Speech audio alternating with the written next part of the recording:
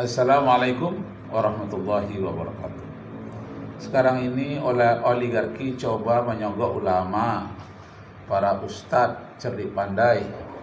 Nah, kepada para alim ulama jangan mau menerima sogok untuk kezaliman-kezaliman di Pantai Kapuk, Indah 2, di Rempang, di Kalimantan, dan dimanapun di seluruh Indonesia. Jangan mau disogok ulama-ulama, para ustadz, para guru ngaji, para dosen, dan para pengacara muslim. Jangan mau berpihak kepada orang yang zalim. Jangan mau berdusta, jangan mau menjadi orang munafik. Dalam hadis dikatakan ayatul munafik salasun. Tanda-tanda orang munafik itu ada 3. Iza ahdasa kadzdzaba. Iza ahdasa kadzdzaba. Apabila dia berbicara selalu dusta. Nah, apalagi kalau tujuannya untuk membela oligarki. Masya Allah, jangan sampai berdusta. Wa iza wa'ada akhlafa. Dan apabila dia berjanji jadi dusta. Nah, bisa apabila bicara dusta, apabila berjanji dusta, wa idza tumina khona. Apabila dia dipercayai, dia menjadi khianat. Orang yang selalu dipercayai oleh masyarakat itu ulama, para ustadz. Nah, orang-orang yang dipercaya oleh masyarakat ini diusahakan oleh mereka untuk disogok. Padahal jelas Allah mengatakan la'anallahu rasi wal murtasi walladzi yamsi bainahuma. Dikutuk oleh Allah orang yang menerima sogok, orang yang memberi sogok, dan orang yang menjadi perantara sogok. Masya Allah. Ini dosa besar itu sogok. Nah, jangan menjadi orang munafik, jangan menjadi orang yang mau menerima sogok, dan jangan menjadi orang yang menjual keimanannya dengan harga seberapapun. Jangan mau menjual keimanan gara-gara uang yang disediakan untuk membela orang-orang yang zalim. Allahu Akbar, Allahu Akbar, Allahu Akbar. La ilaha illallah. Wallahu Akbar. Allahu Akbar. Walillahil hamd. Allahu Akbar. Nah, kita dengarkan Bapak Ibu saudara-saudara. Sudah punya sprindik tersendiri selain Jokowi. Jadi oligarki punya sprindik sendiri kepada tokoh partai, ulama, cendekiawan. Tokoh partai, ulama, cendekiawan. Nah, ini bagian ulama ini. Satu hadis dikatakan, innallaha la yaqbidul ilma intiza'an yantazi'uhul ibadu walaki yaqbidul ilma biqabdil ulama hatta idza lam yabqa alimun ittakhazan nasu ru'usan juhalan fasu'ilu fa'aftau bighairi ilmin fadallu wa adallu. Nanti pada akhir zaman kata Rasulullah, Allah akan mencabut keberkatan ilmu agama dari manusia. Barokahnya dicabut.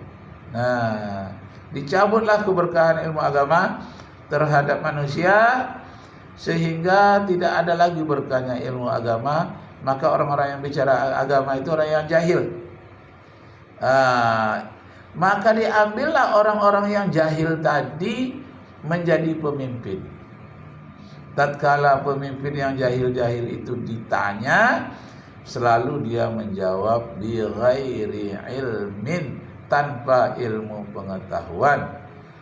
Dallu wa adallu. Dia sendiri saja tidak dapat berkah ilmunya, walaupun tinggi tapi tidak berkah. Maka dia sesat. Wa adallu, dan menyesatkan kepada orang lain. Masya Allah. Saya ulangi sekali lagi hadisnya. Innallaha la yaqbidul ilma intiza'an. Allah tidak akan mencabut ilmu pengetahuan agama, keberkahannya itu secara tiba-tiba. Walaki yaqbidul ilma biqabdil ulama. Tetapi Allah mencabut ilmu agama itu dengan mencabut keberkahannya dari para ulama. Keberkahan ilmu itu tidak ada lagi pada ulama. Hatta idza lam yabqa alimun, apabila ilmu yang berkah tadi daripada ulama tidak ada, ittakhazan nasu ru'usaha juhalan, maka masyarakat akan mengambil orang-orang yang jahil itu tadi, walaupun dia sudah berilmu agama tapi tidak berkah, dia termasuk orang yang jahil. Lalu orang yang jahil inilah diangkat jadi pemimpin masyarakat.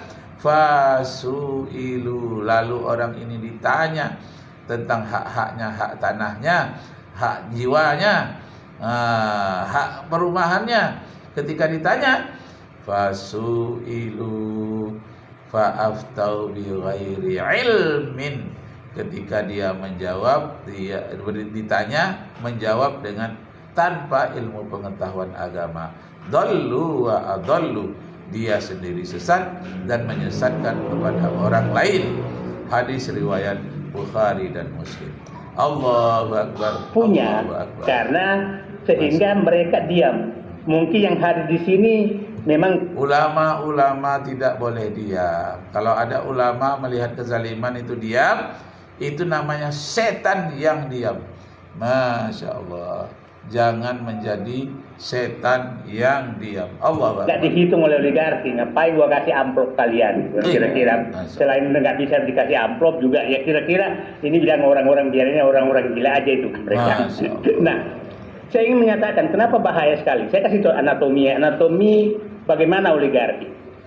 Kalau di Rempang, kita mulai dari barat, Rempang itu luas lahannya sebenarnya 18.000 hektar, 70.000 hektar itu untuk hutan lindung. Sisanya jadi PSN semua. Jadi artinya pulau itu akan dikosongkan. Yang menarik sekali Rempang ini adalah negara sudah terusir oleh oligarki di Rempang. Semua aparat desa, camat itu sudah harus keluar meninggalkan Pulau Rempang. Masya Allah. Dan perusahaanlah yang masuk berkantor di situ. Bayangkan kantor camat itu yang berkantor adalah camat diusir oleh PT dan berkantor mereka di sana. Masya Allah. Inilah kalau sudah umara dan ulama tidak bersatu, mudah akan digoncangkan oleh oligarki yang tidak beriman. Jadi umara dan ulama itu harus bersatu. Jangan sampai ulama tergusur, jangan pula sampai umara. Itu camat, kepala desa, lurah, RT itu adalah umara. Sedangkan ulama adalah ustadz, guru ngaji, orang-orang yang mengelola surau, mengelola masjid, mengelola pemakaman. Itu adalah bagian dari ulama atau setidak-tidaknya pewaris ulama. Warasatul ulama, warasatul anbiya. Sedangkan ulama-ulama itu adalah pewaris dari nabi-nabi. Masya Allah. Ini jangan mau. Kita harus berdoa sekuat tenaga setiap hari. Semoga Allah memperlihatkan kekuasaannya. Ya Allah, innama amruhu idza arada syai'an ayyaqula lahu kun fayakun. Jadi ini fakta. Kalau Pak Prabowo menyatakan tidak boleh ada dalam negara, Pulau Rempang itu sudah negara dalam negara real. Masya Allah, jangan sampai terjadi seperti itu. Walaupun dilihat sekarang real seperti itu, tapi janganlah sampai ujung-ujungnya seperti itu juga. Anggaplah ini satu ujian dari Allah. Cepat-cepat kita sadarkan bangsaku ya Allah, bangsa Indonesia yang pernah terjajah selama 350 tahun oleh Belanda, 3,5 tahun oleh Jepang. Jangan terjajah lagi oleh siapapun, apakah itu Singapura, apakah itu Tiongkok, apakah itu Inggris, apakah itu oligarki-garki, atau terjajah oleh oligarki yang bangsa Indonesia sendiri. Terjadilah namanya the long parlong. Terjadilah suatu negara memakan negara lain, suatu bangsa memakan anak bangsanya sendiri. Jangan sampai terjadi seperti itu. Dalam hadis diingatkan, ya'ti 'alan nasi zamanun, akan datang suatu masa nanti kepada umat manusia, la tutaqul ma'isata fihim illa bil ma'siyat. Hidupnya merasa belum berbahagia sebelum dia terlibat perbuatan maksiat, sebelum dia terbuat perbuatan kezaliman, sebelum dia merusak orang lain. Jadi kezaliman, kemaksiatan, itu orang yang mampu melakukan itu dia bangga, merasa senang, merasa hebat. Sesuatu yang sangat terlarang, itu ditempuhnya, mampu dia menggusur orang-orang rakyat tertindas itu secara zalim. Wah, dia merasa senang. Kenapa? Sudah uji nyali, dia sudah bisa melewati rintangan-rintangan yang pedas. Allahu Akbar. Jangan sampai terjadi seperti itu. Sekarang dunia sudah terbuka. Rekaman-rekaman dari HP yang kecil-kecil itu sudah menyebar ke seluruh dunia. Jadi kasus yang kecil kelihatannya di RT RW, apalagi Rempang, itu dunia telah menyorotnya. Jangan sampai terjadi kezaliman-kezaliman seperti itu. Allahu Akbar, Allahu Akbar. Ya itu ya. Nah, yang menariknya adalah bahwa betul-betul negara sudah terusir.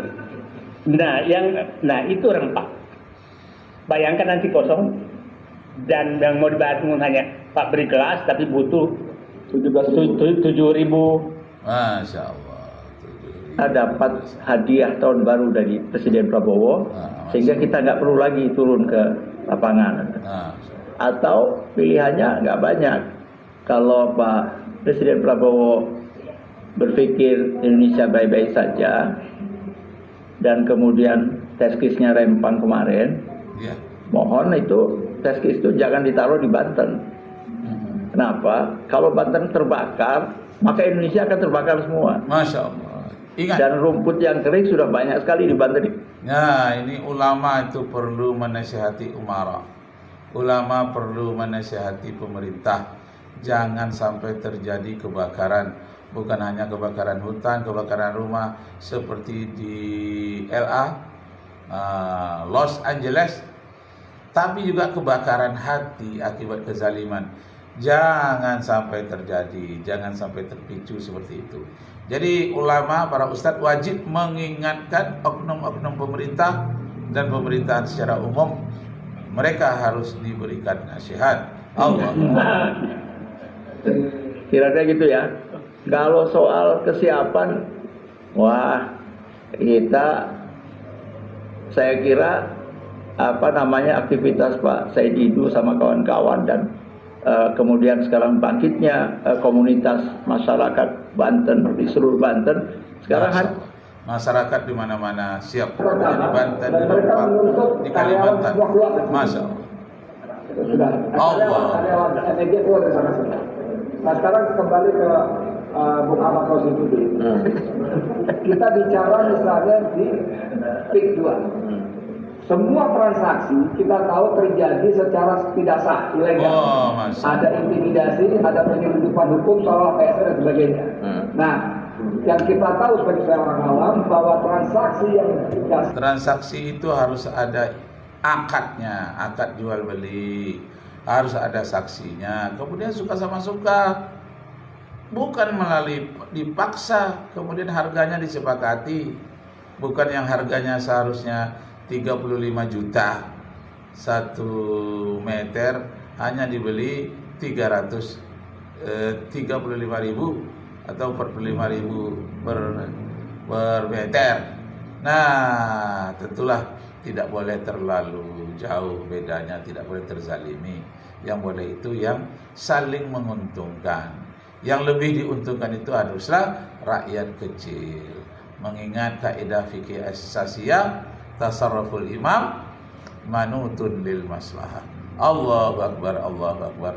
Assalamualaikum warahmatullahi wabarakatuh.